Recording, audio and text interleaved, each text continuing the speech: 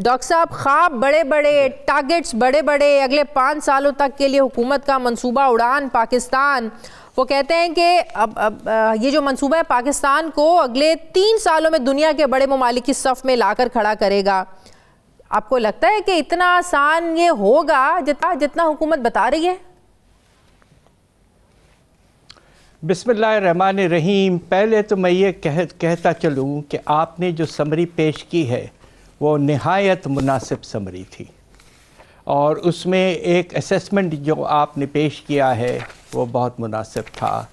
اب آپ یہ دیکھیے کہ اس وقت پاکستان کا جو جسے کہتے ہیں جی ڈی پی، یعنی کہ ہماری اکانومی کی سائز جو ہے وہ پچھلے سال 400 ارب ڈالر تھی.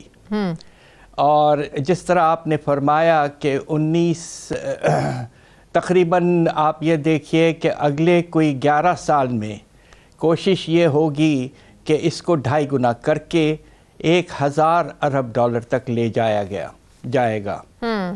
اس کے معنی یہ کہ شرح نمو سالانہ 9%.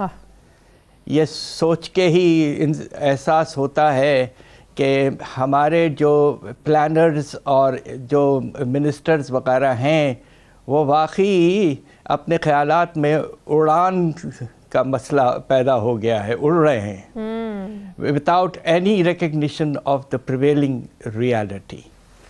دوسری طرف بہت سے آپ نے ٹارگٹس کا ذکر کیا ہے.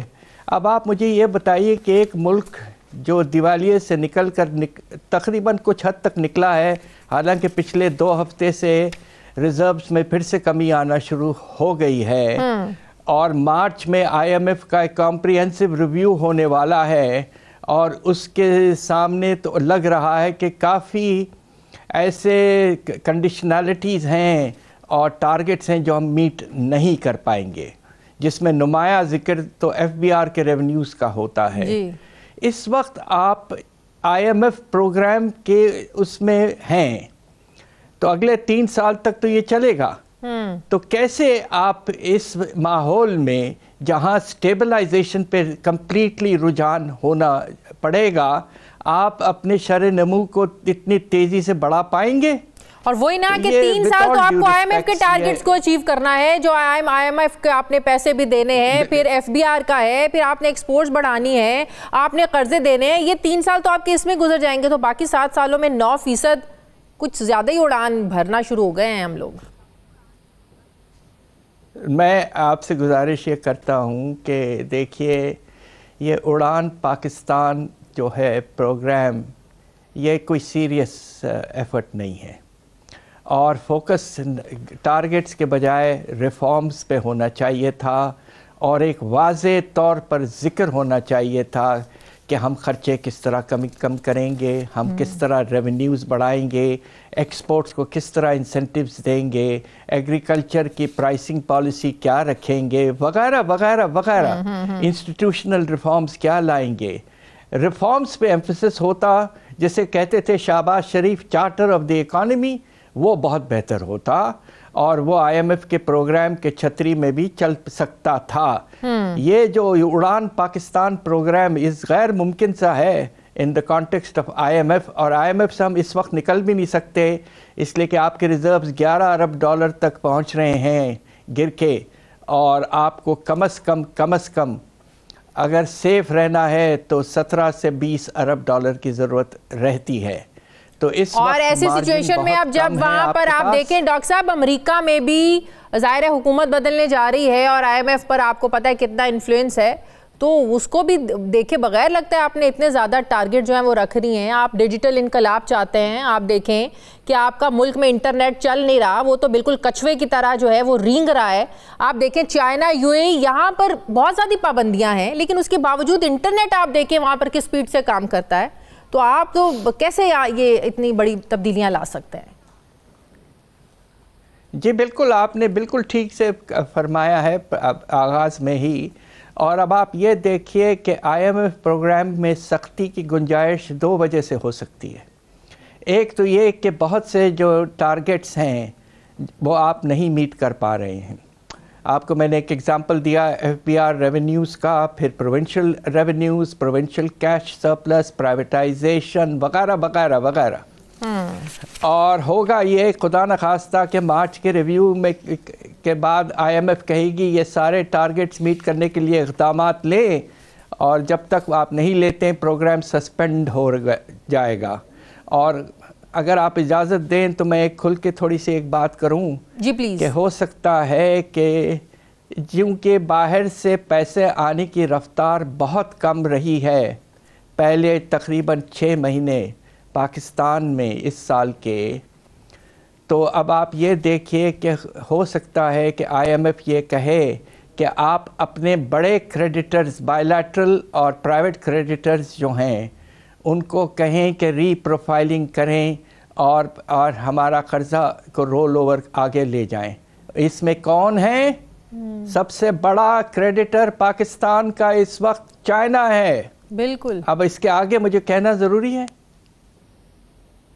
صحیح. تو یہاں پر تو پھر آپ ہمارے ہاں آپ دیکھیں جو دہشت گردی کے واقعات بھی جس طریقے سے بڑھ رہے ہیں، آپ دیکھیں چائنیز کے بہت زیادہ واقعات ہوئے، یہاں پہ انویسٹمنٹ کون کرے گا؟ اور ایسی سچویشن میں آپ کیسے ٹارگٹ اتنے رکھ سکتے ہیں؟ جی بالکل بات یہی ہے. دیکھیے ریالٹی کی کچھ حد تک ضرورت رہتی ہے. یقیناً حکومتیں جو ہیں وہ بڑا چڑھا کے بڑھاتی ہیں، بٹ اس مرتبہ اس حد تک بڑھایا گیا ہے کہ یہ بالکل جیسے کہتے ہیں نا اس کی کریڈیبلٹی نہ ہونے کے برابر ہے. صحیح. تو جو برآمدات کا حکومت نے رکھا ہے ٹارگٹ $60 ارب تک، یہ بھی آپ کو نان سیریس سی یہ اپروچ لگتی ہے؟ دیکھیے بات یہ ہے کہ ہمارے جو برآمدات کو ہم نے بہت سے ایسے انسینٹیوز دیے تھے جو کہ مناسب تھے. ایک وقت ایسا تھا کہ بجلی کا ریٹ ان کا تقریباً آدھا ہوتا تھا. دوسری طرف قرضوں کا جو سود کا لیول تھا وہ کم ہوتا تھا. تیسرا ہم نے یہ کیا تھا کہ ان کی آمدنی پر صرف 1% فکس ٹیکس ہم لگایا کرتے تھے. اب ہوا یہ ہے کہ اس بجٹ میں تو آپ نے فل ٹیکسیشن کے نظام لے آئے ہیں. آپ نے جو انسینٹیوز دیے تھے کہ بجلی کے نرخ جو ہے وہ آدھی ہوگی وہ ختم، اب ان کا وہی ریٹ. تیسری طرف آپ یہ دیکھیے کہ سود کا لیول کتنا بڑھ چکا تھا، اب کچھ کم ہے. ہماری ایکسپورٹ انڈسٹری بالکل انکمپیٹیٹو ہوتی جا رہی ہے. اس سال ایکسپورٹس میں تھوڑا سا اضافہ 2 وجوہات کی وجہ سے ہوا ہے. ایک تو کچھ عرصے کے لیے ہندوستان نے چاول کی ایکسپورٹ بند کر دی تھی تو ہمیں اچھی قیمتیں ملی رائس ایکسپورٹ میں. دوسری طرف بنگلہ دیش میں حالات خراب ہونے کی وجہ سے ہمارے جو فنشڈ پروڈکٹس ہیں ٹیکسٹائلز کے، گارمنٹس وغیرہ، اس میں کچھ اضافہ نظر آیا ہے. مگر انڈرلائنگ پرابلم یہ ہے کہ ایکسپورٹس آپ کے افیکٹولی انکمپیٹیٹو ہوتے جا رہے ہیں، اور ماشاءاللہ ریزروز لو ہونے کے باوجود روپیہ جو ہے وہ مستحکم ہو گیا ہے. اور ایک دم جیسے کہتے ہیں نا امپورٹ کو بیلنس رکھنا پڑے گا، امپورٹ کم رکھیں. جی امپورٹس کو تو آپ نے کم رکھا ہوا ہے آلریڈی. اور اب آپ یہ دیکھیے کہ آپ کے جو امپورٹس ہیں وہ تقریباً 10 سے 15% آپ نے ریگولیٹ کیا ہوا ہے. یہ پالیسی آپ نے اڈاپٹ کی اور اس کے نتیجے میں روپے کو تھوڑا سا آپ نے مستحکم کیا، مگر ایکسپورٹرز کو مناسب قیمتیں نہیں مل رہی ہیں نا، اس لیے کہ روپے کی قدر آرٹیفیشلی اسٹرانگ ہے. بالکل صحیح. تو یہ سارے وجوہات ہیں. اب ایک پروگرام میں کیا بتاؤں آپ کو، ہم سب پریشان ہیں. تو یہ تو ہم پریشان ہیں، آپ کو نہیں لگتا ڈاکٹر صاحب IMF بھی پریشان ہو گیا ہوگا؟ ہم نے تو اگلے ریویو میں جانا ہے، IMF دیکھا گا کہ ہمارے ٹارگٹ انہوں نے اچیو کرنے ہیں، یہ تو اڑان پاکستان اپنا منصوبہ لے آئے ہیں. ان کو آپ نے ڈاؤٹ میں نہیں ڈال دیا کہ ہم جو ان کو پیسہ دے رہے ہیں یہ لوٹانے کے قابل ہوں گے یا نہیں ہوں گے؟ یہ ان کو انہوں نے اپنا انڈائریکٹلی اپنا پروگرام خطرے میں نہیں ڈال دیا IMF کے ساتھ؟ جی بات یہ ہے کہ پاکستان دنیا کا تیسرا بڑا ملک ہے قرضوں کے لحاظ سے IMF سے. IMF یقیناً پریشان رہے گا. اور آپ IMF نے جو مشکل سے آپ کو اگلے 3 سال کے ٹارگٹس دیے ہیں، اس سال اور اگلے 2 سال، وہ 3.5 سے 4.5% گروتھ ریٹ، اور وہ بھی بڑے مشکل سے حاصل. اور آپ نے دھڑا دھڑ جا کے ایران پاکستان میں 6% بڑے کانفیڈنٹلی کہا ہے کہ گروتھ ریٹ، اور آپ کے foreign exchange value G D P کی سالانہ 9% اضافہ. ہم سب کی دعا ہے کاش ایسا ہو جائے تو حالات بہتر ہو جائیں. خواب دیکھنے پر کوئی پابندی نہیں ہے ڈاکٹر صاحب؟ نہیں، بالکل نہیں ہے، بالکل نہیں.